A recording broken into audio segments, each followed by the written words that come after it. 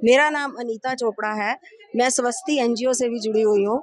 आजकल आपको पता है, जैसा कि प्रधानमंत्री मोदी जी ने 2023 को international year of millet declare किया है।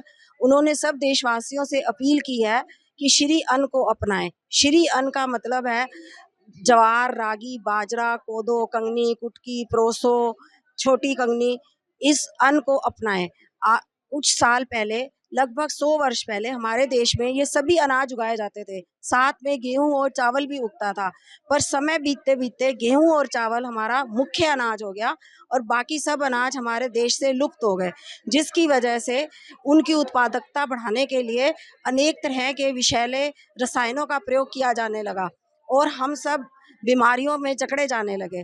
इसलिए हमारे को प्रधानमंत्री जी ने बार बार अपील की है कि हम श्री अन्न खाएं। श्री अन्न को पोषक अन्न, संपन्न अन्न भी कहा जाता है। जैसे जैसे हम उसको अपने भोजन में शामिल करेंगे, हम बड़ी से बड़ी बीमारियां जैसे मधुमेह, बीपी, कैंसर, सब बीमारियों से छुटकारा पाएंगे और स्वस्थ जीवन की ओर बढ़ते जाएंगे। अगर मैं मोदी जी की 9 साल की योजनाओं की बात करूं, तो आपको एक होता है ना कि मुझे इस काम में बहुत अच्छा लगा मोदी जी ने जो, आपका क्या था? ऐसा कौन सी योजना थी जिसके लिए आप बहुत संतुष्ट हुए?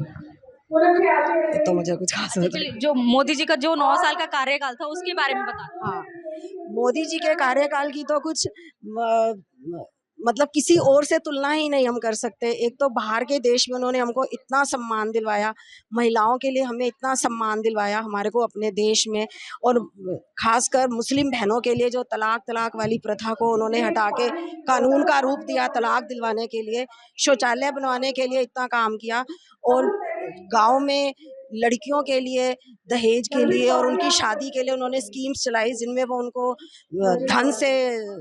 धन दिलवा रहे हैं जिससे कि उनको शादी में भी कोई दिक्कत ना हो, और पढ़ाई करने के लिए इतनी सारी उन्होंने स्कीम्स चलाई, और खासकर इन्होंने एमएसएमई स्टार्टअप वगैरह के लिए जो इतनी सारी स्कीम्स चलाई हैं, जिसमें अनुसूचित जनजातीय को और पिछड़े लोगों को तो एमएसएमई में बहुत ज़्यादा बेनिफिट्स हैं। वो कहीं भी फेयर में अपना स्टॉल लगाएं, कुछ भी करें, तो उनको प्रमोट करने के लिए उन्होंने बहुत सारे काम किए। और अब जो उन्होंने international year of millet declare किया, 9 साल पहले योगा डे डिक्लेयर किया वो, और अब ये खासकर ये मिलेट ईयर डिक्लेयर किया, इन सबको मिला के मोदी जी के काम में तो इतने सारी वैरायटी और उनके इतने सारे पहलू हैं कि उनको तो समझने में ही अभी आने वाली सरकारों को अगले 15-20 साल लगेंगे, जब तक उनको समझ आएगा कि कितना सब काम किया है। तो हमारी यही अपील है कि जनता भी इन सबको समझे और उन्हीं को सपोर्ट करे।